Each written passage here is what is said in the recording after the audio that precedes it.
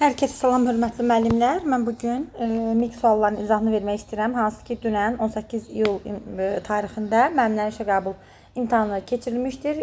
İxtisası riyaziyyat fənni üzrə və izaha başlamamışdan öncə onu qeyd edim ki, suallarda çətinlik səviyyəsi hiss olunurdu. Həqiqətən keçənlə nisbətən mənə görə, yəni öz şəxsi fikrimi bildirəm.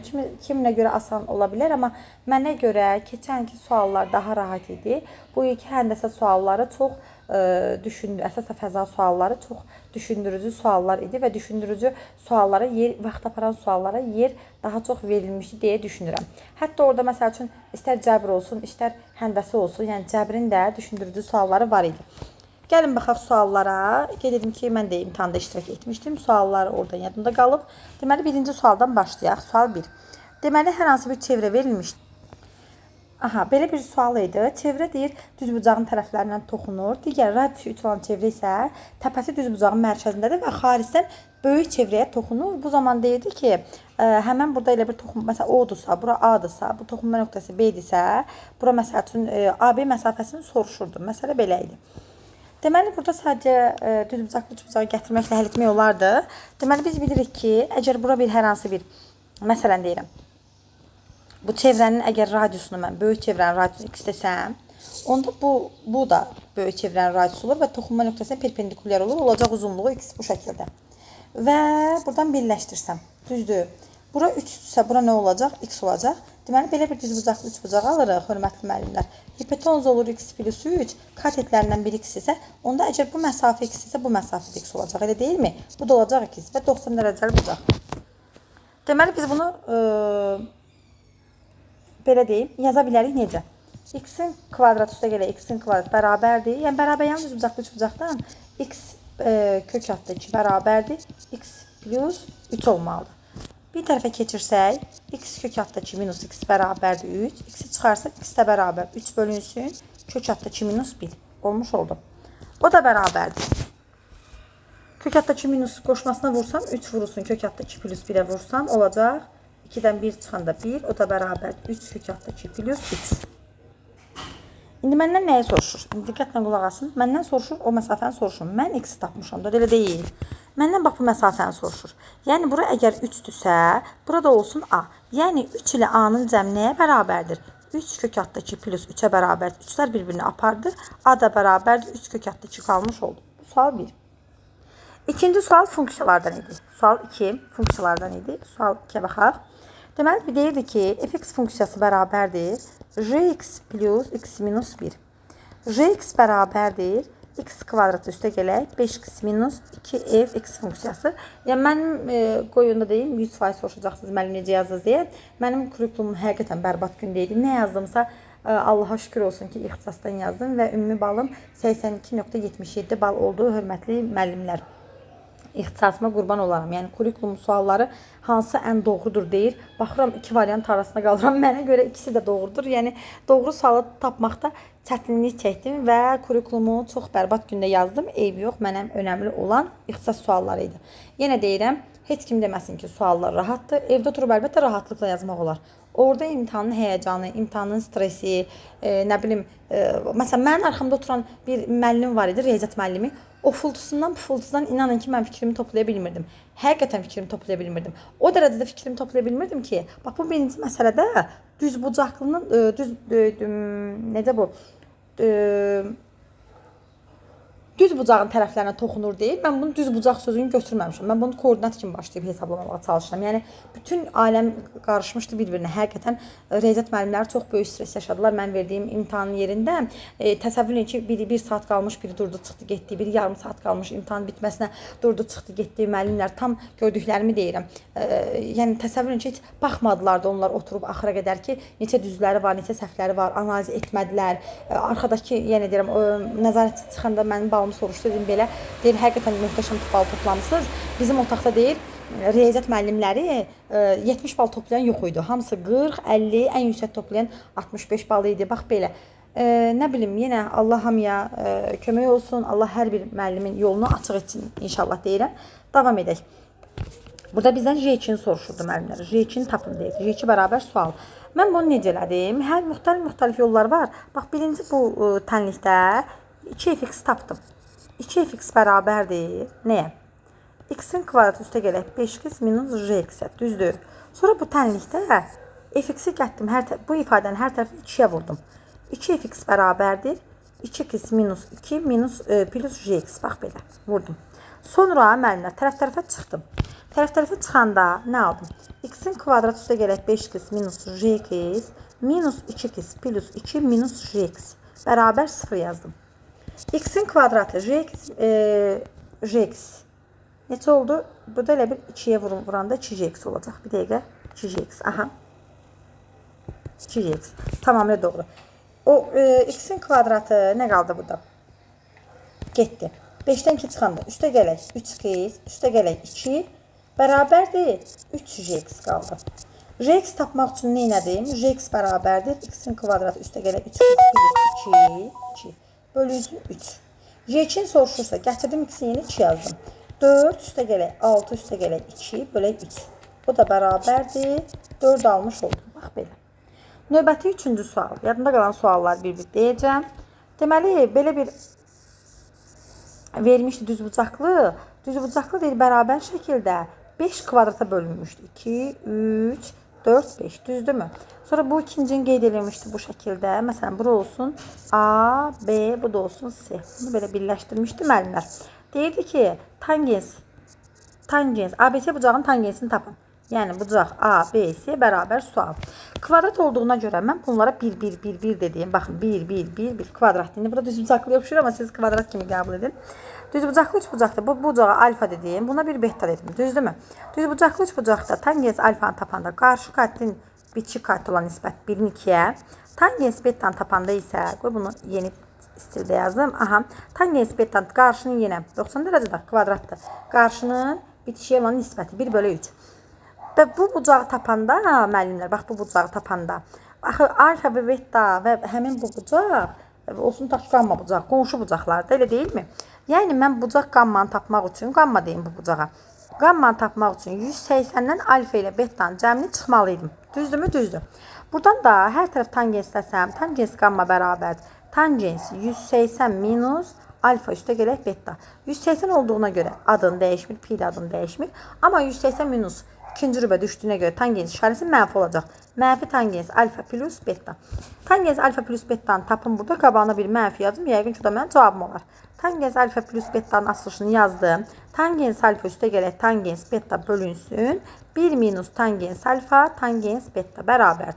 Tangens alfa 2-də 1 üstə gələk 3-də 1. 1 minus 2-də 1 vuraq, 3-də 1 bərabərdir. 6-da 5-də bölünsün, 6-da 5 bərabər 1. Amma qarşıda mənfi olduğuna görə cavabım oldu mənfi 1. Bax belə. Növbəti 4-cü sual müəllimlər necə sual idi? Deyirdi ki, üçbucağın tərəfləri x, y, z-dir. Bu bunun tərəfləri, bax 3 bucaq tutaq ki. Tərəfləri x-dir, y-dir, z-dir. Hündürlüklər nisbəti, hx-in h-y-ə və onun da h-da olan nisbəti 3 bölünsün, 2 bölünsün, 5 nisbətindədir deyir. Aha, bizə deyirdi ki, PABC-nin x minus z olan nisbətini tapın. Necə yazdım mənlər bunu? İxtiyari üçbucağın sahəsi s bərabər a vurulsun h bölü 2 deyilmi? Burada a və h yanaşı olduğuna görə və yaxud mən burada a-nı tapsam 2s bölü h-dır. Biri sürətdə, biri məxrəcdə olduğuna görə deməli a və h buradan düşünmək lazımdır ki, tərs mütənasibdir. Tərs mütənasib olduğuna görə x bərabərdir. Hx əgər 3-dürsə, tərəf olacaq k bölü 3. Bunun tərsi. Hy 2-dirsə, tərəf olacaq y bərabər 2 bölü k bölünsün 2. Z bərabərdir. Hz 5-dirsə, z olacaq k bölünsün 5. Düşündüm. Sonra bunun perimetrini tapdım. P bərabərdir. K bölü hər birini 30 ortaq məxrəc gətirdim. 30-da 10k, üstə gələk 30-da 15k, üstə gələk 30-da 6k. O da bərabər 30-da 31k. Bunun perimetri. Sonra aşağıda mənim x minus z tapdım. Bu mənim x-imdir, bu da mənim z-imdir. Çıxanda qaldı mı 30-da 4k. Bəli, qaldı. Bunların nisbəti. Baxın, 30-da 31k bölünsün, 30-da 4k. K'lar getdi, 30'lar getdi. 31 bölünsün 4 cavabı almış oldum. Təbii ki, burada 31 bölünsün 4 yox. 31'i 4'e bölünür 7,75 kimi cavabımız verilmişti. Bu da bizim doğru cavabımız olmuş oldu. 5-ci sual bizim orada miqdə 40-cı sualımız idi. Çoxluq mənə düşən 40-cı sual idi. Yəni çoxluq sualı idi, universal çoxluq. Universal çoxluq türk vəsaitlərində var müəllimlər. Bizim vəsaitlərdə universal çoxluq axtarmayın. Türklər buna evrensel çoxluq deyilir və mən bunu görmüşdüm. Heç vaxt həll etməmişəm universal çoxluğa aid məsələ həlli açığı desəm. Amma görmüşdüm. Orada bunun öhdəsindən Allaha şükür ki, gəldim bu çoxluq məsələsini. 5-ci sual. Deməli necədir? Baxın müəllimlər, deyir ki, universal çoxluğun elementlərinin sayı 23-ə bərabərdir. Və deyir ki, A və B çoxluqları da hər biri universal çoxluğun alt çoxluqlarıdır. NA-nın elementlərinin sayı 16-dır. MB-nin elementlərinin sayı 15-dir. NA birləşmə B ştrix bərabərdir 7. NA kəsişmə B ştrixi soruşur bərabər sual. Universal çoxluq gördünüz, bir dənə düzbucaqlı çəkirsiniz. Bu mənim universal çoxluğum. Burada bir U yazdım. A və B çoxluqları bunun alt çoxluqlarıdırsa, bax bu şəkildə də qeyd eləmişəm. Bu A-dır, yanında 16, bu B-dir, yanında 15 yazdım. Diqqətlə baxın. Əgər mənə deyirsə, universal çoxluğun, baxın, A və B-nin birləşməsinin tamamlayıcısı 7-yə bərabərdirsə, universal çoxluq ştrik qoymuşdu ki, A ştrik A-nı universal çoxluğa tamamlayan çoxluqdur. Belə bir mötərizənin içində şərt verilmişdi. Yazıq müəllimlər, yəni pis mən demirəm, bizim vəsaitlərdə universal çoxluğu yoxdur. Universal çoxluğun nə olduğunu bilməyən müəllim nə bilsin ki, yəni bu necə həll olunar? Nə deməkdir yəni? 7-dirsə birləşmə. Birləşmənin tamamlayan 7-sə. Deməli bu kənarlarda qalan elementlərin sayı 7 olmalı. Düzdürmü? Düzdür. Əgər universal çoxluğun özünün 23 elementi varsa, 23-dən 7-sini yazmışamsa, onda bu birləşməyə 16 element qalmalıdır.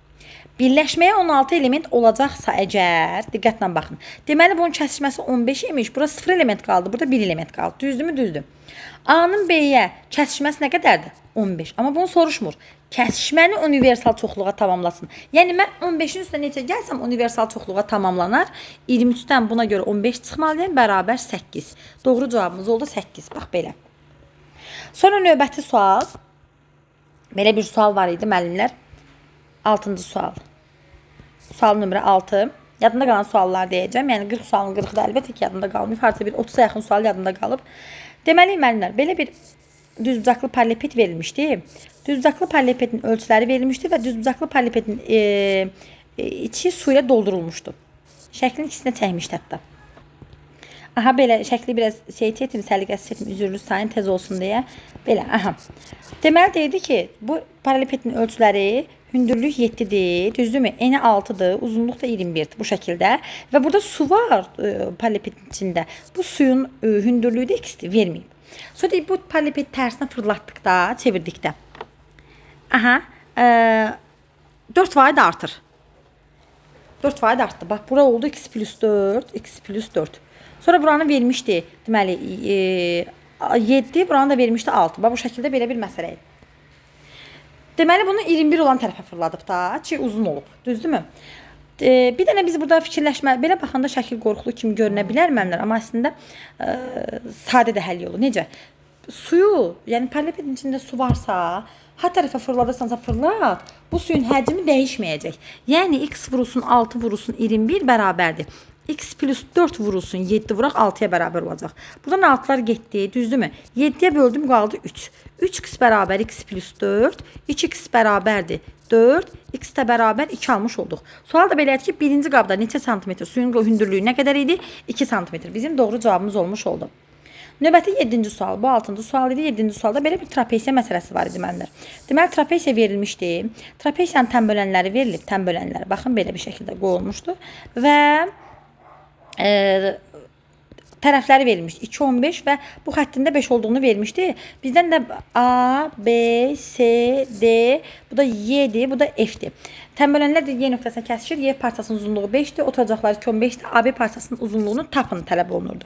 Və burada təbii ki, BC-nin AD-yə paralel şərtdə verilmişdir. Biz bilirik ki, trapesiyanın tənbölənləri kəsişmə nöqtəsində 90 dərəcəli bucaq əmələ gətirir. Bunu bilməliyik. Və həmin tənbölənlərin kəsişmə nöqtəsi də qaydaya görə orta xəttin gəlib tam üzərinə düşür. Deməli, bu orta xətti. Bunu belə uzatsam orta xəttiymiş. Bir dəqiqə uzatsam orta xətt olarmış. Orta xəttin tapılması n bərabər 2 üstə gələk 15 bölü 2. 17-ni 2-yə bölsəm 8,5. 5-i veribsə onda buranın payına qaldı 3,5. Orta xətt isə tərəfləri yarı bölür. Düzbucaqlı üçbucağı görürsünüz, bu da BYA. Düzbucaqlı üçbucaqda belə bir qayda var idi ki, düzbucaq təpəsindən çəkilmiş medianın hipotenuzu yarı bölürdü, özü də həmin yarı bölmüş C-yə bərabər olurdu. 3,5. 3,5 deməli AB-nin uzunluğu oldu. 3,5 vurulsun 2 bərabər 7. 7 bizim doğru cavabımız olmuş oldu. Bu da belə bir qəşəng, rahat sual idi. Bu sual rahat idi. Yəni hamısı rahat demək olmazdı orada. Növbəti 8-ci sual. X kvadrat üstə gələk, kx üstə gələk 9 plus 2 bərabər 0. Tənliyinin təbii ki, kvadratı bərabər mənfi bir şərtini ödəyərsə, ödəyən tənliyinin köklərindən biri x1 bərabər 2 plus i olarsa k-nı tapın. Viyyətə görə biz bilirik ki, x1-i x2-yə vursan sərbəstsə doğrudur, elə deyilmi? 9 plus 2-yə bərabərdir. x1 neçədir burada? x1-in yerinə yazıram, 2 plus i yazıram. x2-ni tapmaq üçün 9 plus 2-ni 2 plus i-yə bölmək lazımdır. Qoşması nədir bəs bunun? 9 plus 2 vurulsun 2 minus i. Bölünsün 2 plus i vurulsun 2 minus i. Bərabərdir. 4 minus i kvadrat. Burada qaldı 18 minus 9i. Amma orada elə bir 7 idi. Bir dəqiqə 7. Bir dəqiqə. Aha 7 idi. Çünki yadımda qalıb. 7 dəfə 2-nin 14-dən yadımda qalıb. Baxın. 9 minus 18 minus 9i. Aha üstə gələk 14i minus 7-nin kvadratı. Sadələşmə aparsam i kvadratı mənfi 1-də oldu. Müsbət müəllimlər 18 üzrə 7 25 plus 5-i qaldı. i kvadratı mənfi 1-də oldu 5. Bax belə bir şey aldım. O da bərabər 5 plus i almış oldum. Deməli köklərindən biri əgər 2 plus idisə, digər kökü 5 plus i aldım. K-nı soruşur. Bəs K nə idi? K. Mənfi K. Köklər cəminin əks işarə götürülməsidir. Deməli, köklər cəmləsəm 7 plus 2 idisə, K da bərabər mənfi 7 minus 2i. Bax, bu da bizim cavabımız olmuş oldu.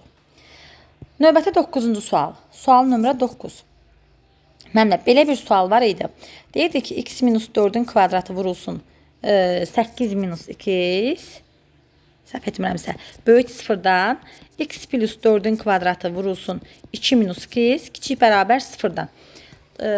Daxil, yəni bu tənlər sisteminin dəsən həllər cəmini soruşurdu. Belə bir sual idi. Bu həmişə müsbətdir. Mən bunu həll eləsəm, deməli, x fərqli olmalıdır 4-dən, 4 qiymətini ala bilməz. Müsbətdirsə, hasilin müsbət olması üçün 8 minus x də müsbət olmalıdır. 0-dan böyük olmalıdır. X də kiçik olmalıdır 8-dən. Bu belə, amma 4 qiymətini ala bilmir.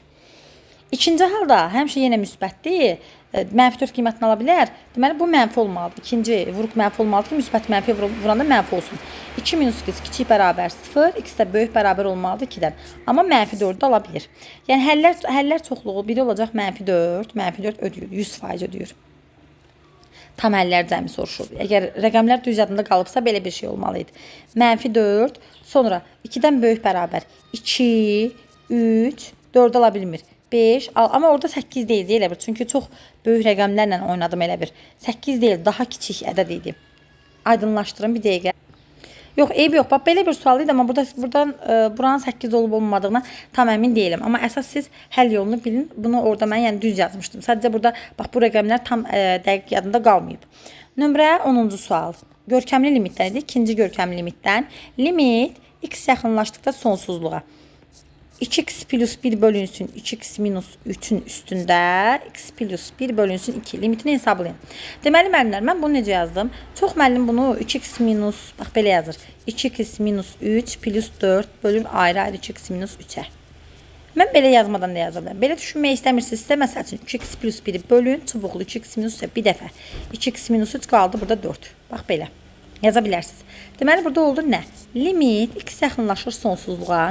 1 üstə gələk 4 bölünsün 2x minus 3. Düzdür. Görkəmin limitin hesablanması.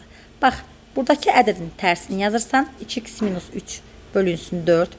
Təzədən bir də tərsini yazırsan 4 bölünsün 2x minus 3. Təzədən bir də özünün halalca qüvvətini yazırsan x plus 1 bölə 2. Bərabər. Bu mənə nəyi verir? Bu mənə y-ni verir. Oldu nə? Y-nin üstündə limit x yaxınlaşır sonsuzluğa. Vurulsam, nə qaldandı? Bunları bir-birinə vuraram. İxtisar falan aparmıram. 4x plus 4, 4x minus 6. Hər tərəf x-ə bölsəm Nə olacaq? Baxın 4x plus 4 bölək 4x minus 6-nın limitini yəqin ki, müəllim hesablamağı bilir də, miqə gedən müəllim. Elə deyil mi? X-ə böləndə 4 plus 4 bölək x, 4 minus 6 bölək x. Sonsuzluğa yaxınlaşdı. 4 bölək sonsuzluq 0 deməkdir. 4 4-ə bölündə 1. Y üstü 1 yəni neçəyə bərabərdir? Y-yə bərabər. Doğru cavab olur orada Y. Bax belə möhtəşəm sual idi. Sonra belə bir sual var idi müəllimlər. Deməli nömrə 11-ci sual. 10 idi bu. İndi 11-ci sual. Deyirdi ki, y bərabərdir. Mənfi 2-nin üstündə kökün altında mənfi x-in kvadratı minus 4x minus 23. Bax, səhv etmirəmsə belə bir şey. Yoxsa plus idi. Yox, minus idi. Deməli, bunu dəqiqləşdirmək üçün siz nə edeyim? Mənfi 2-nin üstündə kökün, bu bir dənə mənfini çıxaranda x kvadratı plus 4x plus 23 olsun. Bərabər mənfi x plus 2-nin mörtəzə kvadrat kimi yazsam bunu minus 4. Deməli, bu plus 23-dür. Plus 23 üçün minus 23 olur. Minus 4, minus 27. Aha, tamamilə doğru. Bunu bu şəkildə yazdım. Yazdım ki, kökün altında, özdə bu 3-cü dərəcədən idi. 3-cü dərəcədən kökün altında x plus 2-nin kvadratı minus 27. Ala biləcəyi ən kiçik qiymət kvadratın 0-dır. Mənfi 27-dən mənfi çıxır. Mənfi 2-nin üstü qalmışdı burada. Səhv etmirəmsə, mənfi ilə mənfi vurunda müsbət 3 qalmışdı. Bunda qabağında mənfi var. Aha, müsbət 3 o da bərabərdir. Mənfi 2-nin üstü 3, mənfi 8 deməkdir. Mənfi 8. İndi burada məndən 2 dənə cavab var idi. Ya cavablardan biri mənfi sonsuzluqdan mənfi 8-ə idi. Axı mənfi 8 almışam. Biri də məsəl üçün deyirəm də, yəni mənfi 8-dən 0 idi. Seçim qarşısında qalanda ən pis halda necə edin? Gətirin burada x-in yerinə nə qoyursa qoyun. Görəcəksiniz ki, sizin qiymətiniz 0-a yaxınlaşan mənfi qiymət alınır. Yəni 8-dən kiçik, mənfi 8-dən kiçik qiymətlər heç ala bilmirsiniz. Yəni bu mənfi 8 bunun ən kiçik qiyməti olmuş olur. Ona görə cavabımız olur mənfi 8 0. Bax bu cavab oldu bu. Bunu heç vaxt ödəmir. Yəni amma o digər halda yəni adi qayda məsələn mənfi 3-sə mən bilərəm ki, mən baxaram ki, baxan kimi görürəm ki, burada mənfi varsa, təbii ki, bu ən kiçik qiymət olacaq. Normalda ən böyük qiymət, amma qarşıdakı bu mənfiyə görə həmin o qiymət olacaq mənfi ən kiçik qiymət. Bunu mən bu şəkildə qavraya bilirəm, amma sizə çətinliyi yaranırsa, yəni o şəkildə də yaza bilərsiniz. Növbəti deməli bu neçənci 12-ci suala baxaq. 12. Bax belə bir burada mən diqqətsiz səhv etmişəm müəllimlər bu məsələdə. Əziyyətimə heyfim gəlir. 12-ci və özümə hələ də bağışlaya bilmirəm həqiqətən. 3-cü dərəcədən loqaritma kvadratı 3 əsasdan x plus 1. Üstə gələk 4 vurulsun. Loqaritma 3 əsasdan x plus 1. Üstə gələk deyildi, orada minus idi. Burada üstə gələk yazıblar. Vurulsun loqaritma 3 əsasdan 2x plus 1. 2x plus 1. Üstə gələk loqaritma kvadratı 3 əsasdan 2x plus 1 idi. Bərabər 0. Tənliyin kökləri cəmini tapın deyir. Mən bunu hələ də özümə bağışlaya bilmirəm. İndi deyəcəm nəyi? Çox burada çobut bir səhvə yol vermişəm. Deməli, mən birinci baxdım ki, fikir verin. Əgər buna bir A desəm, tutaq ki, baxın 3A kvadratı minus 4AB plus B kvadratı şəklinə gəlib düşüb. Mən bunu vuruqlarına ayırdım. Necə ayırdım? Fikirləşdim ki, elə kədət götürüm ki, elə kədət. Cəmləri mənfi 4 olsun, mənfi 4. Bir-birinə vuranda müsbət 3 eləsin. Bu ədədlərdə deməli mənfi 3 və mənfi 1 ola bilər. Başqası ola bilməz. Deməli mən bunu 3A kvadratı minus 3AB minus AB plus B kvadratı şəklində yaza bilərəm. Düzdürmü? Düzdür. Buradan da vuruqlarını ayırsam, bax buradan ayırsam 3A-nı ortaq vuruq kimi çıxarsam qalacaq A minus B minus. Buradan da B-ni 2 qruplar B-ni çıxarsam qalacaq A minus B. A minus B-ni yenə də ortaq çıxarsam qalacaq 3A minus B. A-la nəyi işarələmişdim? Bax bunu. B-ilə nəyi işarələmişdim? Bunu. Yazaq. Verilənləri yazaq indi. Nə qalıbsa. A-nın yerinə yazaram. Loqaritma 3 əsasdan x plus 1 minus loqaritma 3 əsasdan 2x plus 1. Düzdürmü? Vurulsun. 3 loqaritma 3 əsasdan x plus 1 minus loqaritma 3 əsasdan 2x plus 1 bərabər 0. Hasilin 0 olması üçün vuruqlar ayrı-ayrı 0-a bərabər olmalı. Düzdür. Bunu yazdım ki, loqaritma 3 əsasdan əsaslar eyni olduğuna görə orta çıxma varsa bölünəcək. 2x plus 1 bərabər 0. Düzdürmü? Düzdür. X plus 1 bölünsün 2x plus 1 nəyə bərabər? 300 0-a. 300 0 nəyə bərabər? Mənimlə 1-ə bərabər. Çarpaz vurdum. 2x plus 1 x bərabər 0 aldım. Kökün 1 oldu 0. Tapıldı. İndi bu üçü də bunun kubu şəklində yazdım. Elə deyil. Loqaritm 3 əsasdan x plus 1-in kubu bölünsün 2x plus 1 bərabər 0 olmalıdır. Sonra mən bunu 3 üstü 0 bərabər 1 yazmalı deyiləmmi? Yazmalıyam. Burada çünki elə yazmışam 1. Amma burada nə yazdım? Ehtiyatsızlıqdan, diqqətsizlikdən, nə bilim, Stresten deyim, müəllimlər, tam səmimi deyirəm. Bunu burada 0 yazdım. Ona görə cavabım oldu -1. Cəmlədim, -1 almış oldum. Çox heyf. Bu səhvi özümə bağışlaya bilmirəm həqiqətən. Bu oldu 1. Çarpaz vursam x plus 1'in kubu bərabərdir 2x plus 1. Vurub atsam x'in kubu üstə gələk 3x'in kvadratı üstə gələk 3x plus 1 minus 2x minus 1 bərabər 0.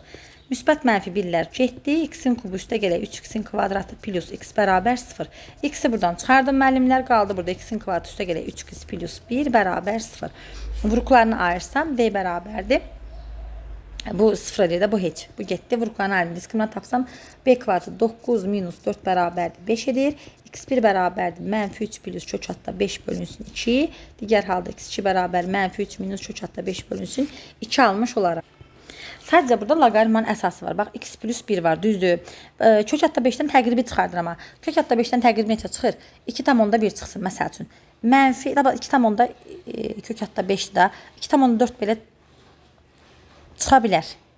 Yox, 2,2 çıxa bilər. -3 üstə gələ, məsələn, 2,2, məsələn deyirəm ha. -3 üstə gələ 2,2 bölünsün 2, düzdürmü? Burada qaldı 0,8 mənfi, o da bərabərdir. -0,4. Üzərinə 1 gəlib. -0,4-ün üzərinə 1 gələndə müsbət 0,6 ilə loqaritm alt ifadə müsbət ola bilər. Bəli, bu kökdür. Keçirəm indi ikincisinə. -3 minus neçə demişdim bu 5-ə? 2,2 demişdim. Bölək 2. -5,2 2-yə böləndə -2,6 edir. -2,6-ın üzərinə 1 gələndə -1,6 deyir. Loqaritm alt ifadə mənfi ola bilməz. Ona görə bu kök deyil. Bunu silirəm. Kökün biri oldu bu. Bunun kökləri cəmini də soruşursa elə 0-ın üstünə gəlməyin bir mənası yoxdur axı. Olacaq cavab bu. Bax, belə möhtəşəm bir sual idi. Heyf, mənim bu diqqətsizliyim hələ də özümü bağışlaya bilmirəm. Amma yenə deyirəm, canım sağ olsun, olan işdir. Nömrə deməli 13-cü. Bax, görürsünüz, sizdən mən heç nəyə gizlətmirəm da. Mən deyə bilərdim da, bunu düz yazdım. Nə olsun, həllini bilirəm. Amma orada görürsünüz, 3 üstü 0-a bərabərdir. 0 şəklini yazar. Amma ki, birini 1 yazmışam ha. Yəni, birini 0 yazmağım biraz mənim olan iş deyirik. Nömrə 13-cü sual. Belə bir sual. İntegral deyir 0-dan 5-ə fx dx funksiyası 12-ə bərabərdir. Fx funksiyası deyir cütdür. Rx funksiyası tək funksiya olarsa nəyi hesabla deyirdi? -5-dən 5-ə 2 fx dx üstə gələk 3 fx dx üstə gələk 4. Bax, bunun qiymətini hesabla 4. Burada heç nə yox idi. Bir dəqiqə. Üstə gələk 3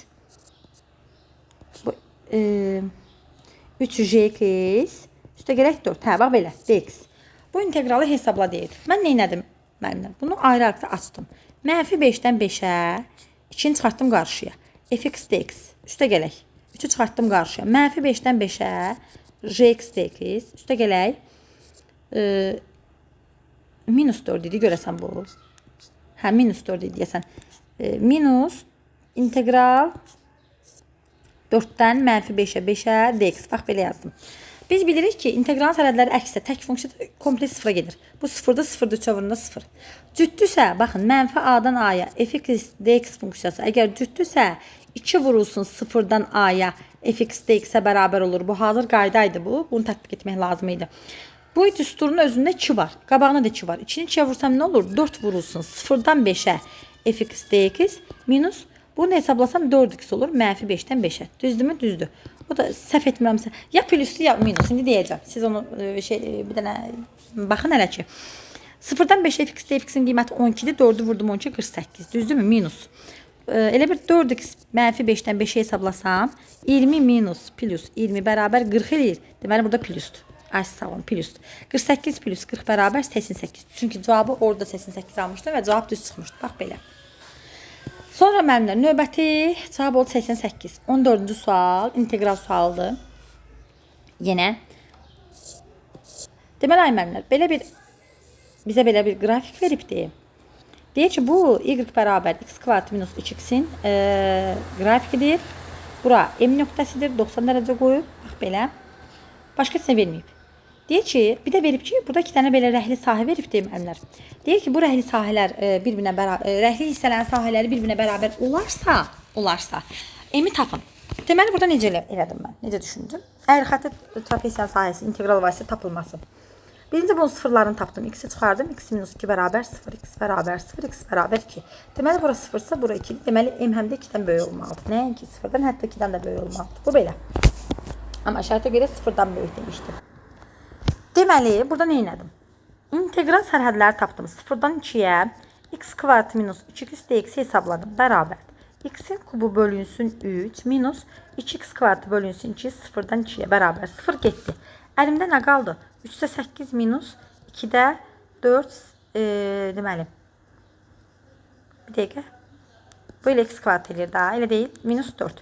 O da bərabər. Sahə mənfi ola bilməz deyə qaldı burada 3-də 4. Deməli, bax bu rəhli hissənin sahəsi 3-də 4-dürsə, yuxarıdakı rəhli hissənin sahəsi 3-də 4 olmalıdır. Yəni, inteqral sərhədləri neçədir? Bilmirəm axı. 2-dən m-dir. X kvadrat minus 2x dx nəyə bərabər olmalıdır? X'in kubu bölünsün 3 minus x'in kvadratı sərhədlər 2-dən m-ə. M qiymətini qoyanda x'in üstü m. M'in üstü 3 bağışlayın. M'in üstü 3 bölünsün 3 minus m'in kvadratı minus 2 qiymətini qoyanda nəyə bərabər oldu? Elə 3-də 4-ə. Düzdür. Bərabər nəyə? 3-də 4-ə. Yox, bir dəqiqə 2 qiymətini qoyum. Minus 2 qiymətini qoysam 3-də 8 minus 4 olur. Bərabərdir 3-də 4. Bax, belə də yazmış oldum. Buradan aldım ki, müəllimlər, m kubu bölünsün 3 minus m'in kvadratı. Bu mənfi olur, vurulanda olur müsbət. Çünki bu özdə mənfi, bu da mənfi müsbət olur. Plus 3-də 4 bərabər 3-də 4. Bir tərəfə keçirdim 0 oldu. M kvadratını çıxardım. M bölünsün 3 minus 1 bərabər 0. M bərabər 0 aldım, olmaz. Çünki şərtə görə M 0-dan böyük olmalıdır. Nəinki böyük? M hətta 2-dən də böyük olmalıdır.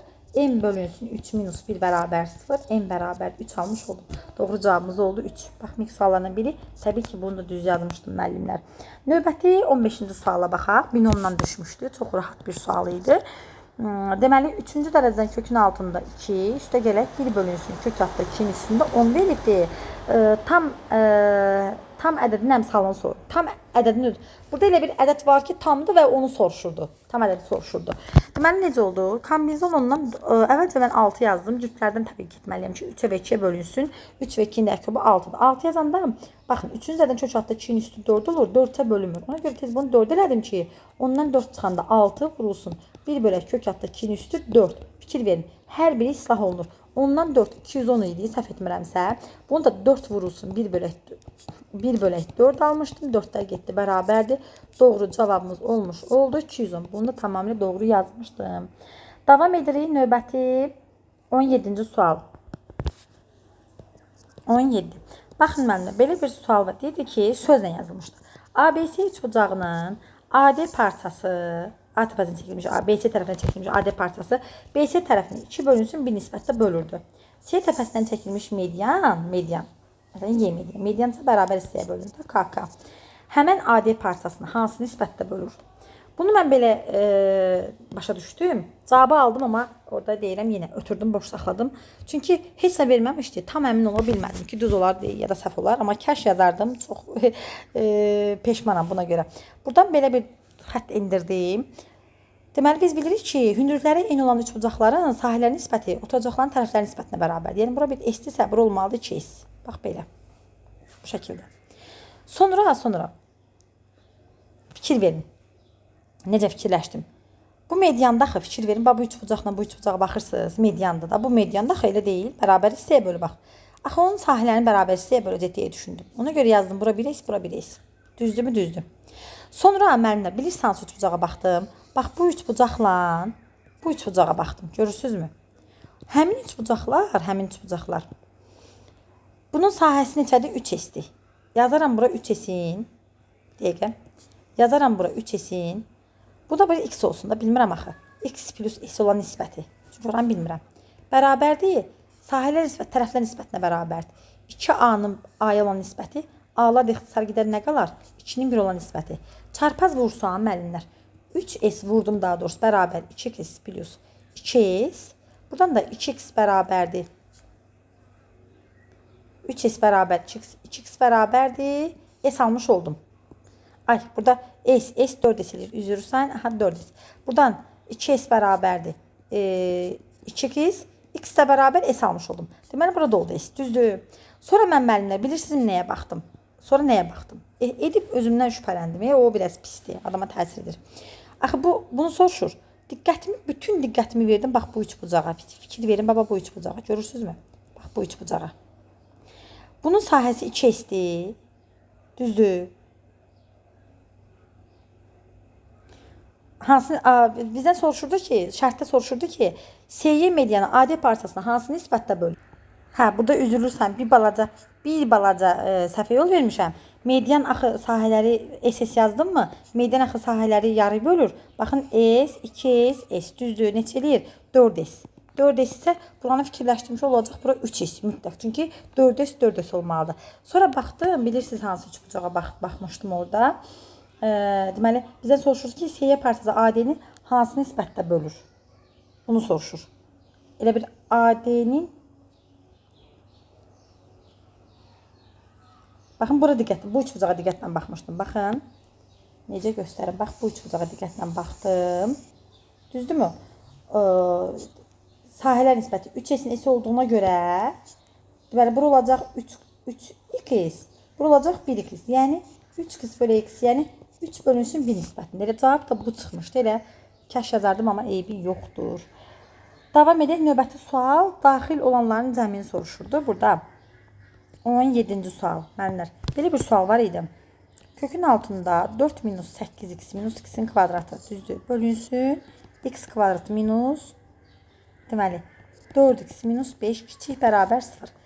Daxil olanların cəmini soruşur. Bu, həll aralığına daxil olan tam ədədlərin cəmini soruşurdu. Tamlar soruşurdu.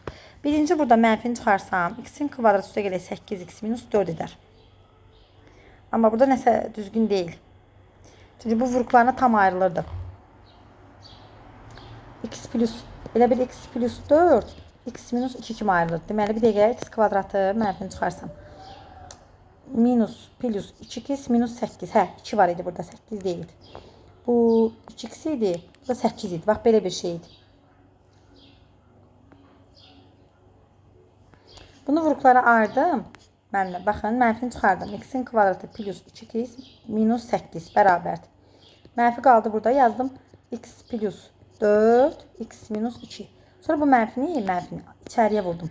Oldu x plus 4, 2 minus 2.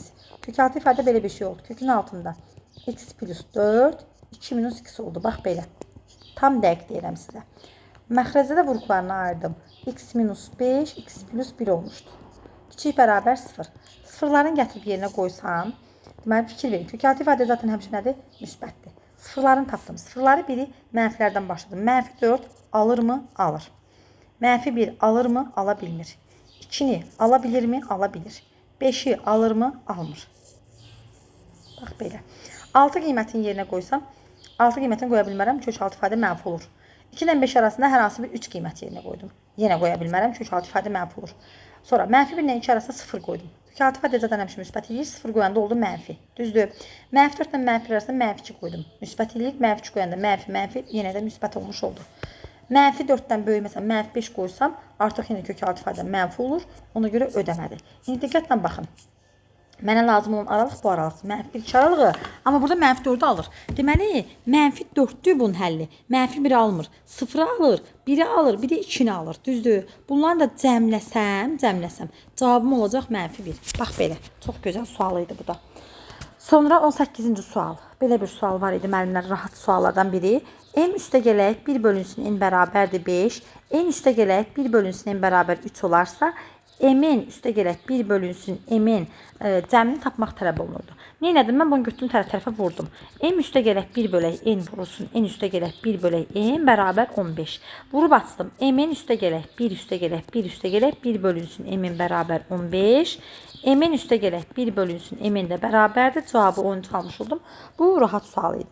20-ci sual yenə mənim diqqətsizlik etdiyim səhvlərdən biri. Amma sonunda diqqətimi orada şərti gördüm. Gördüm ki, yoxsa məsələm həqiqətən səhv olardı. Bu boyda əziyyətim heçə getmiş olardı. Plus sinus x. Sinus x bərabərdir tangens x. Bax, belə idi. Deyirdi ki, kosinus x vurulsun, sinus x kiçik 0 şərtini ödəyən həllini tap. Deməli, mən buna əvvəlcə tangensə baxın, açdım sinus belə kosinus çarpaz vurdum, alınmadı. Sonra nə elədim? Hər tərəfi dedim ki, gəlin hər tərəfi kosinus x-ə bölün. Böldüm, aldım 1 minus tangens x bölünsün. 1 plus tangens x bərabərdir tangens x, düzdürmü? Çarpaz vursam 1 plus tangens kvadrat x bərabər 1 minus tangens kvadrat x. Belə. Bir tərəfə keçirdim. Bir dəqiqə. Çarpaz vuranda tangens x burada qalır. Aha. Bir tərəfə keçirdim. Mən nə edim? Aha, düzdür. Düppədüz. Bir tərəfə keçsəm tangens kvadrat x üstə gələ 2 tangens x minus 1 bərabər 0. Tangens x-ə bir t desəm, nə alıram müəllimlər? T kvadrat plus 2t minus 1 bərabər 0. Girdim diskriminant 4 plus 4 bərabər kök altda 8, yəni 2 kök altda 2. Buradan t1 bərabər mənfi 2 plus 2 kök altda 2 bölə 2, yəni mənfi 1 plus kök altda 2. T2 bərabər mənfi 1 minus kök altda 2. Yeni də qoyanda x də bərabər arktangens mənfi 1 plus minus kök altda 2 plus pk da var idi. X bərabərdir arktangens mənfi 1 plus kök altda 2 plus pk da var idi. X bərabərdir arktangens mənfi 1 minus kök altda 2 plus pk cavabı da var. Təbii ki, k daxil edin. Bunu yazmıram. Deməli, mən burada məmnun neynədim? Əgər sinusu kosinus'a vurub mənfidirsə, hasil. Deməli, biri müsbət, biri mənfi olmalıdır. Yəni, biri müsbət, biri mənfisə, deməli, bunun tangensi də mənfi olmalı. Tangensin mənfi olduğu cavab da bu cavabdır. Yəni, bu cavablarını götürmədim. Doğru cavab oldu. Bax, belə bu şəkildə bir cavab. Bu da çox gözəl sual idi. Sonra 21-ci sual. Belə bir sual. 20-ci sual daha doğrusu. 18 bu 19 idi. 19. İndi 20-ci sual. Modul x kvadratı minus 3x minus 4 bərabərdir a minus 2 onda 5 müəllimlər. Deməli, mən bu modul funksiyasının qrafikini qurdum birinci. Əslində, mən bunu belə etmədim. Sonradan gəlib həllərinə baxdım. Yalan yox. Asan yolunu deyəcəm. Asan yolu YouTube-da müəllimlər məsəl üçün izah edib digər müəllimlər. Modulun qrafikini qurublar. X-in, yəni onun qrafikini qurdum ha, açığı. Bax, çünki bunun köklərini tapdım. X minus 4, x plus 1. Kökləri oldu mənfi 1-dən 4 müəllimlər. Normalda qrafik belə olmalı. Belə, sonra belə, sonra belə. Düzdürmü? Parabola çünki bu. Amma modulda axı mənfi ala bilməz. Ona görə bu aşağısı isə simmetrik olaraq belə yuxarı qalxmalıdır. Bax, belə bir qrafik olmalı. Düzdürmü? Sonra baxdım ki, elə bir A-nın qiymətini soruşurdu da məndən. Bunu təpə nöqtəsini tapanda məsəl üçün bu orta nöqtəsində, ən hündür nöqtəsində, yəni bu hissəsini tapmalıydım. Gördüm, yox, belə mənim ailəmi qatıran bir-birinə bu şəkildə getmədim. Necə elədim? Moduldan biz bilirik ki, birinci A minus 2 onda 5 sıfırdan böyük olmalıdır. A da böyük bərabər olmalıdır. A da böyük bərabər olmalıdır 2 tam onda 5-dən. Moduldan çünki mənfi çıxa bilməz. Amma modulun için mənfi olar, müsbət olar, biz bunu bilmirik. X kvadratı minus 3x minus 4 bərabərdir. A minus 2 onda 5 yazdım. Qrafiklə başa düşmürsünüzsə ikinci yol. Minus 3x minus 4 bərabərdir. 2 onda 5 minus A yazdım. Bir tərəfə keçirdim. Minus 3 minus 1 onda 5 minus A bərabər 0. X kvadratı minus 3x minus 6 onda 5 plus A bərabər 0. Əgər bunun 4 dənə kökü varsa, 4 kökü varsa, deyir, A-nın ala biləcəyi tam qiymətlərin sayını tapın. Aynən mən nə etdim? Deməli, bunda 2 kök olmalıdır. Bunun da 2 kök olmalıdır, düzdürmü? Hər birinin 2 kök olması üçün bunun da diskriminant sıfırdan böyük olmalıdır. Bunun da diskriminant sıfırdan böyük olmalıdır. Buradakı sualda, yəni əmin deyiləm deyə tam getməyəcəm. Birində aldım məsəl üçün A böyükdür 1,5. Birində aldım A kiçikdir 3,6. Məsəl üçün belə bir şey aldım. Tam dəqiq deyə bilməyəcəm. Çünki buradan biraz əmin deyiləm, şübhəliyəm. Sonra baxdım ki, A burada hansı qiymət 2 və 3 ola bilər. Elə deyil. 2 qiymətini ala bilmir axı. 2 qiymətini alanda moduldan mənfi çıxır. 2 ödəmir. Deməli, yalnız ödəyən qiymət olur 3. Yəni açıq deyəcəm, mən bunu bu şəkildə həll eləmişəm və cavabı da tam doğru şəkildə almışam. Nömrə 21-ci sual. Qrafiklə falan getmədim yəni. Yəni o an qrafik ağlıma gəldi, amma sonrası gəlmədi. Yəni insanlıq, robot deyilik ki bizdə. 3x kvadratı minus 4x plus 5 olarsa x 0 bərabər 2 nöqtəsində toxunan bucaq əmsalını soruşur. Deməli, mən birinci törəməni tapdım. 6x minus 4. Gətirib yerinə yazdım. Çox rahat sual. 6 vurur 2 minus 4 bərabər 8. Doğru cavab olmuşdu 8. Qəşəng sual idi. Nömrə 22-ci sual. Deyir ki, ədədi silsilədə əməlinə deyir. S11 minus S8 bərabərdir 114. S4 minus S3 bərabər 8. Bu, elə bir keçən səhv etmirəmsə, ya da ofisillərdə səhv etmirəmsə, miqə düşmüşdü. MHM bunu S-in düsturunu açmaqla getmişdi. Çox uzun həlli olmuşdu. Mən bunu necə elədim? Fikir verin. S11-dən S8 çıxmaq nədir? S11 nədir? İlk 11 həddin cəmi deməkdir. S8 nə deməkdir? İlk 8 həddin cəmi. Bunları bir-birindən çıxanda elə bir bax, A1 üstə gələk, A2 üstə gələk və s. A8 üstə gələk, A9, A10, A11. Düzdür? Çıxırsan A1, A2 və s. A8-ə qədər. Düzdürmü? Hamısı bir-birini aparmır mı? Ay müəllimlər, aparır. Əlimdə qalırmı A9, A10, A11. Bəli. Qaldı əlimdə A9 üstə gələk A10 üstə gələk A11 bərabər 114. S4-dən S3 çıxmaq deməkdir ki, əlimdə bir dənə A4 qalacaq. A4 bərabər 8. A4'ü, buradan A9'u mən A4 ilə vasitəsilə yaza bilərəmmi? Plus 5'dir. A4 üstə gələk 6'dir. Üstə gələk A4 üstə gələk 7'dir. Bərabər 114. 1, 2, 3 dənə A4. 3 dənə A4 üstə gələk. Deməli, 5'in üstünə 6, 11 üstünə 7 gəldi, 18'dir. 18'dir bərabər 114. 3'ü 8'e vurdum. Neçə elədi? 24. Bunun yerinə 24 yazdım. Düzdür. 114'dən 114'dən 24 çıxdım. 90. 18 D bərabərdir 90. D bərabərdir. Birbaşa 5 almış oldum. Çox rahat şəkildə həll olundu. 20. Neçənci suala baxırıq indi? Bu 22 idi. 23-cü suala baxaq. Həndə silsilə vermişdi.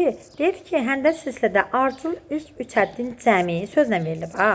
B1 plus B2 plus B3 yazılmayıb. Sözlə verilib hər şey. 39'a bərabərdir. Onların loqaritma 3 əsasdan cəmləri isə 6'ya bərabərdir. Yəni loqaritma 3 əsasdan B1, loqaritma 3 əsasdan B2, loqaritma 3 əsasdan B3 bərabər 6 olarsa, silsilə vurğunun ən kiçik qiymətini tapın. Q bərabər sual. Deməli, əsaslar eyni olduğuna görə yazdım ki, B1, B2, B3 bərabər 6. Buradan B1, B2, B3 nəyə bərabərdir? 3 üstü 6'ya, düzdür. B1'i B2 vuranda B2'nin kvadrat eləyir. B2'nin kvadratına B2 vuranda B2'nin kubu. 3'ün üstü 2'nin kubu. Düzdürmü? Kublar getdi. B2 nəyə bərabər oldu müəllimlər? B2 9'a bərabər oldu. B2'nin açılışı nədir? B2'nin açılışı B1 vurulsun Q bərabər 9. Bu mənim yaddaşımda. Sonra mənə vermişdi ki, B1 plus B2 plus B3 nəyə bərabərdir? 39'a bərabərdir. B1 olduğu kimi qalsın. B2'ni yazdım B1 Q. B2 yazdım B1 Q'nun kvadratı bərabər 39. Q'nu soruşuraq məndən. B1'i buradan gəldim tapdım. 9 bölünsün Q. Yerinə yazdım. 9 bölək Q. Üstə gələk. 9 bölünsün Q vuraq Q. Üstə gələk. 9 bölünsün Q vuraq Q'nun kvadratı bərabər 39. İxtisarlarıma apardım. Qaldı əlimdə müəllimlər 9 bölünsün Q. Üstə gələk. 9 Q bərabərdir. Minus 30 bərabər 0. Daha da sadə və gətirdim. Hər tərəf Q'ya vurdum. 9 Q'nu 3'e böldüm. Burada 3 qaldı. Burada 3 qaldı. Burada 10 qaldı. Sonra Q'ya vurdum. 3 Q'nun kvadratı minus 12 plus 3 bərabər 0. Diskriminanta girdim. 100 minus 4 asi. 36 bərabər 64. O da bərabər 8. Q1 bərabər. Əks işarə götürmüş ikinci cəhd. 10 üstə gələk 8 bölünsün 6 bərabər 3. Q2 bərabər 10 minus 8 bölək 6 bərabər 6'daki 3'də 1. Yəni 0 tam dövrdə 3. Cavabda 3 var idi. 0 tam dövrdə cavabı dövrlə vermişdi. Bu da bunun cavabı olmuş oldu. Bunun da tamamilə doğru yazılmış oldu. Sonra 24-cü sual var idi müəllimlər orada. Belə bir sual məhlul məsələsi idi. Rahat, mənə görə rahat da, amma nə bilim müəllimlər çətin deyirlər. Deyir ki, x litr 40% məhlul və 30 litr y% məhlulu qarışdırdılar. Ümumi 40% məhlul alınır. Əgər deyir şərtə görə x plus y cəmi 60'a bərabər olarsa, y minus x'i tapın. Deməli, neylədim? Məhlul qarşısında düstur necə? P bərabərdir. Maddə bölünsün, məhlul vurulsun 100. Maddən birinin duzu 0,14 x-dir, birinin duzu 0,3 y-dir. Birinin maddəsi, ümumi maddə, duzla suyun qarşılığı x-dir. Birinin ümumi maddəsi 30'dur. 30. Çox müəllim bunu y götürüb olmaz. 30 bərabər 40%. Yəni %40 yazaram da. Ona böldüm, onu 4. Düzdürmü? Düzdür. Çarpaz vurdum. 4x plus 3y bərabər 4x plus 120. 4x'lər getdi. 3y bərabər 120. Y bərabər 40. Y 40'sa x neç olacaq? 20 olacaq. 40 minus 20 bərabər 20. Kiminə görə asan? Kiminə görə, yəni mənə görə rahat bir məsələ idi bu. 26-cı sual. Yenə bax, çətin məsələlərdən biri. Çətin deyəndə düşündürücü məsələlərdən biri. Çox müəllim, yəni həqiqətən çox müəllim bunu səhv yazıb. 80% müəllim bunu səhv yazıb. Deyir ki, Əli avtobusda gedir və yolda dostunu görüb, bir dəqiqə sonra düşərək bu Əli avtobusda gedir. Tam burada bu dostunu görür, dostu da buradadır. Bir dəqiqə gedir, bir dəqiqədən sonra dayanacaqda dayanır və dostunun dalınca qaçmağa başlayır. Dalınca gedir. Deyir ki, bir dəqiqə sonra. T bərabər bizə sadəcə bir dəqiqə verilib. Əlinin sürəti deyir, dostunun sürətindən 2 dəfə çoxdur. Avtobusun sürətindən 5 dəfə az olarsa, o neçə dəqiqə sonra dostuna çatar? Əlinin neçə dəqiqə sonra dostuna çatar? Necə fikirləşdim? Dostunun sürətini x desəm, əlinin sürəti bundan 2 dəfə çoxdur, 2x. Avtobusun sürəti də əldən 5 dəfə çox olduğuna görə olsun, 2-in 5'ə vuranda 10x dedim. Bir dəqiqə neçə saniyədir məndən? 60 saniyədir, elə deyil. Yəni avtobusun sürəti 10x-dirsə, 1 dəqiqəyə saatda 60 belə deyim də, yəni 60 saniyəyə 10x sürətlə 600x yol gedib. Əli gəldi, burada düşdü. Düzdür? Əli dostunu gördüyü anda, yəni avtobusun 1 dəqiqə getdiyi yol 600x-dir. Axı dostu da o 1 dəqiqə ərzində boş dayanmayıb, dostu da bu tərəfə doğru gedib də, elə deyil. Dostu da sürəti ikisi də elə deyil. 60 saniyəyə nə qədər yol gedib? 60x gedib. Yəni hal-hazırda dost buradadır. Burada bir-birlərini görmüşdü. Burada əli dostunu görmüşdü avtobusun içində. Amma 1 dəqiqədən sonra əli artıq buradadır, dostu bu yerdədir. Düzdürmü? Və onlar eyni istiqamətlə hərəkətə gedirlər. Çünki əli arxadan gəlib dostuna çatmalıdır. Düsturumuz necə idi? V2 minus V1 eyni istiqamətdə vuraq T idi. Düzdür? Cəmi məsafəm nə qədərdir müəllimlər? 660x bərabərdir. V2, yəni əli və dostundan gedir söhbət. Əlinin sürəti, dostunun sürəti. Əlinin sürəti 2x, dostunun sürəti 2x vuraq T. Buradan 660x bərabər x vuraq T. T'lər getdi. T də bərabərdir. 660 saniyə tapdım. Axı məndən dəqiqə soruşur. Bunu da 60-a böldüm müəllimlər. Qaldı 11 dəqiqə. Doğru cavab oldu 11 dəqiqə. Belə maraqlı bir məsələ idi. Sonra 27-ci sual. 27. Deyək ki, 20 dənə 12 dədə verib. Bax, 12, 12, 12, 12, 20 dənədir. Sonra 15 dənə 16 dədə verib. 16 dədə verib, sayı 15 dənədir. Və 16 dənə də, 16 dənə də 18 dənə verib. Sayı 18 dənədir. Statistik ortanı tap. Heç mediana demir ha. Median falan söhbət eləmir. Statistik orada. Yəni bilməlisən ki, mediandır. O zaman necə elədim müəllimlər mən? Statistik orada bir ədədlər artan sırada düzülməlidir. Bir sağdan bir solda. Özələn orada birinci 18 vermişdi, sonra 16 vermişdi. Qarşıya düşsün deyə. Birinci artan sırada yazılmalıdır, yazdım. Sonra burada baxdım ki, ümumi 16 dənədir ha bu. Ümumi 51 dənə ədəd var. 51 dənə ədəd varsa 25-i tam sağa düşəcək, 25-i tam sola düşəcək, biri ortada qalacaq. Yəni 20 dənəsi getdi, 20 dənəsi 16, 4 dənə buradan 16'lar gedir. Yəni ortada qalan ədədim mənim neçə olacaq? 16. Yəni buna başqa heç nə düstur falan lazım deyil. Doğru cavab oldu 16. Düşünmədən yazmaq lazım idi. Sonra müəllimlər 28-ci sual. Belə bir sual var idi. Oturacağı 12 olan düzgün dördbucaqlı piramidanın yan tili, oturacağı 12 olan düzgün dördbucaq nə deməkdir? Yəni oturacağı kvadratdır. Kvadratın tili 12'dir. Piramidadır. Baxın. Belə. Aha. Yan til, oturacaq yan tili budur. Oturacaq müstəvisi ilə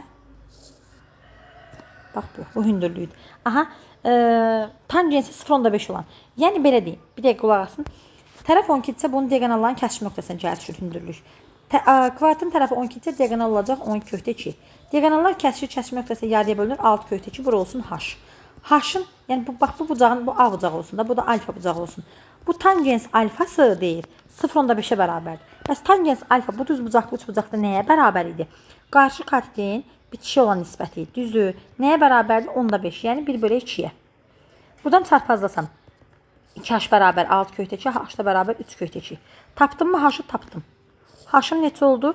3/2. 3/2. Bizə soruşurdu ki, piramidanın həcmini soruşur. V bərabərdir. 3/1 vurulsun. S oturacaq vurulsun hündürlük. O da bərabər. 3/1 vuraq. Oturacağın sahəsi 144. Hündürlüyü neçədir bəs? 3/2. Çünki 13'ün kvadratı 144. 3'lər getdi müəllimlər. 144/2 bizim doğru cavabımız qalmış oldu. Sonra belə bir məsələ var idi. 29-cu sual. Yadıma qalan suallar. Tam yadımda qalan suallara. Deməli 9 bucaqlı verir müəllimlər. 9 bucaqlı. Hamısını çəkməyəcəm. Belə bir 9 bucaqlı və s. A, B, S, D, Y və s. və s. Bu 9 bucaqlıda deyir ki, ADS bucağını tapın. Bax, bu bucağı soruşurdu. 9 bucaqlı, ümumiyyətlə bucağını bilirik ki, bilməliyik ki, tərəfin sayı neçə olursa olsun, xarici bucaqların cəmi 360'dır. 360'ı böldüm 9'a, oldu 40. Xarici bucağa əgər 40'dırsa, daxili bucaq və xarici bucaq qonşu olduğuna görə daxili bucaq olmalı idi 140. Düzdürmü? 140. Sonra mən buradan necə düzgündə hamısı birbirine bərabər. Buradan bir hündürlüyü indirdim müəllimlər. 90 dərəcə oldu. Bax 90. Burada 90 dərəcədirsə, düzdür. O zaman bura olacaq 140-sə, bunun payına qaldı 50 dərəcə. Onda bu bucağın payına qalacaq 90-sə 40 dərəcə. Doğru cavab oldu 40. Tamamilə doğru almışdım bunu da. Sonra belə məsələ var idi. Müəllimlər ehtimaldan. 30-cu sual. 12 nəfər uşaq arasından 12 nəfər uşaq var. İçində Həsən də var, Banu da var. Əlavə 10 nəfər də uşaq var. 10 nəfər uşaq var. 3 nəfər seçilməlidir. Bu 3 nəfər içində elə seç ki, deyir.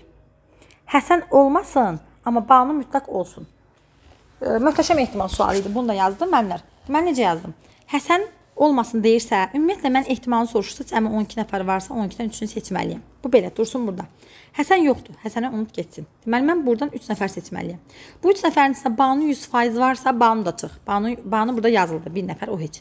Deməli mən neçə nəfər seçməliyəm? Yerdə qalan 10 nəfər arasında 2 nəfər seçməliyəm. Kombinezon 10-dan 2. Bax bunun həlli etməliydik. 10 faktorial. 10 faktorial 2 45 eləyir. 9 vuraq 10 bölü 2. 9 vuraq 5 eləyir. 12-dən 3-də deməli nə eləyir? 12 faktorial bölünsün. 3 faktorial vuraq 9 faktorial. Qaldı burada 10 vuraq 11 vuraq 12 bölünsün. 2 vuraq 3 6 2. Aha 2 vuraq 10 vuraq 11 qalır burada. Burada səhv etmirəmsə qalır 2 44-də 9. Bax belə. Cavabımız oldu 44-də 9 almışdım. Bax belə idi deyəsən. Yox 100% belə idi. Və tamamilə doğru cavab almışdım. Növbəti 31-ci sual. 31. Deməli müəllimlər, belə bir sual var idi. 2 həkim, 2 müəllim, 2 polis, 2 dənə də mühəndis. Dəyərin masada əyləşməlidirlər. Eyni peşə sahiblərinin yan-yana gəlmə ehtimalı. Dəyərin masada varsa, 2, 4, 6, 8 nəfər varsa, 8 minus 1 faktorial. Dəyərin masaya görə minus 1. Eyni peşə sahibləri yan-yanadsa hərəsini 1 kimi götürürəm. 1, 2, 3, 4. 4 minus 1 faktorial vuraq. Bunlar öz aralarında yer dəyişə bilər axı. 2 faktorial, 2 faktorial, 2 faktorial o da bərabərdir. 7 faktorial bölünsün, 3 faktorial vuraq. 2 vur, 2 vur, 2 vur, 2. O da bərabər. İxtisar geçsə 4 vur, 5 vur, 6 vur, 7. 2 dəfə 2. 4 vuraq, 2 vuraq, 2. Bu 4'lər getdi, müəllimlər getdi. 2'yə bölsəm, burada qalır 1, burada qalır 3. O da bərabər 105'də 2. Səhv etmirəmsə cavabımız da bu şəkildəydi. Cavabımız 105'də 2. Bax belə. Sonra 32-ci sual. Belə bir sual. Sonra belə bir sual var idi. Saxladığım videonun şəkli çəkmək üçün 32-ci sual. Deyirdi ki, bu deməli bettanı tap. Alfa görürsünüz 78 dərəcə. Mən burada nə etdim? Bunu bu şəkildə belə birləşdirib burada tamamladım müəllimlər. Düzdür? Bu alfadırsa, bu alfanın qarşısı da alfa olmalı. Düzdürmü? Qaydaya görə bu alfa ilə bu alfanın cəmi nə verməlidir mənə? 2 alfa verməlidir. Düzdür? Bu alfanın da qarşısı burada bu alfa edərmi? Edər. 2 alfa və 78, 3 bucağın daxili bucaqlarının cəmindən 180 dərəcəyə bərabərdirsə, 2 alfa bərabər 102, alfa bərabər 54 dərəcə aldım. Alfa 54 dərəcə isə bettanı soruşur. Yəni 180-dən 54 çıxdım, bərabərdir 126 dərəcə almış oldum. Səhv etmirəmsə, bu belə idi, sual belə idi. Sonra belə bir məsələ vermişdi müəllimlər. 33-cü sual. Deməli, silindr vermişdi, hər hansı bir silindr. Və silindrin belə deyim. Silindr yıxılmış vəziyyətdə də içində su var idi silindrin. Şəkillər insanın gözünü qorxudur. Tam yəni həqiqətən tam səmimi deyirəm.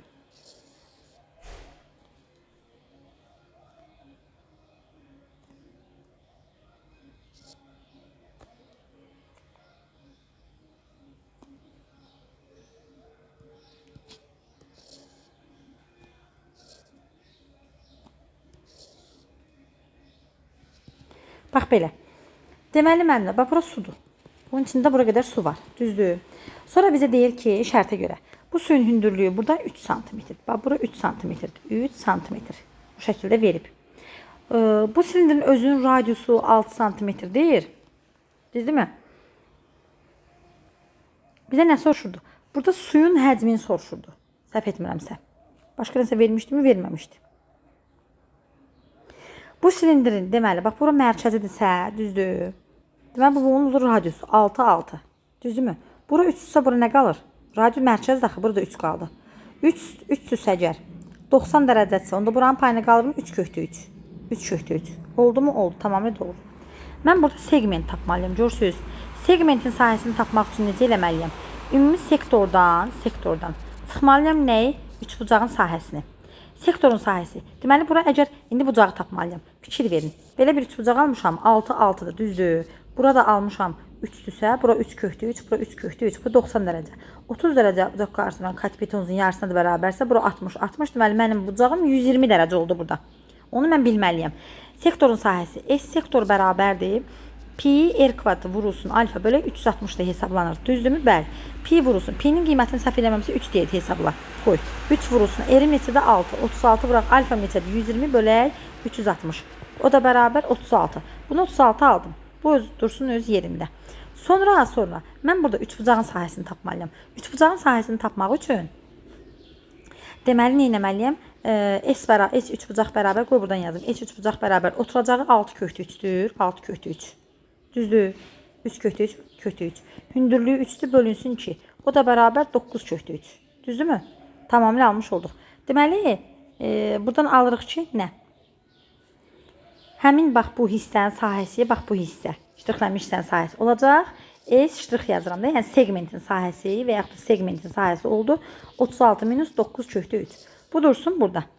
O zaman mən suyun həcmini tapmaq üçün nəyə bərabər? Segmentin sahəsini hündürlüyə vuraram. Yəni 36 vurulsun 9 kökdə 3-ü minus 9 kökdə 3-ü V bərabər.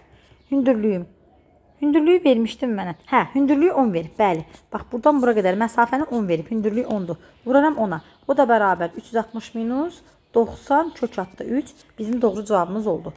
Deyərdim ki, mən orada ən çətin suallardan biri bu idi.